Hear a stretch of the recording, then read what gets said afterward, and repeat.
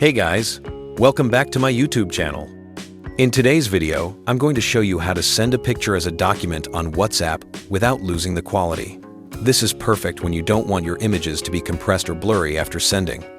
So first, open your WhatsApp and go to the chat where you want to send the photo.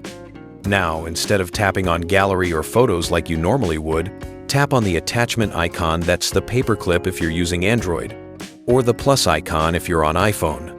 From the options, choose Document.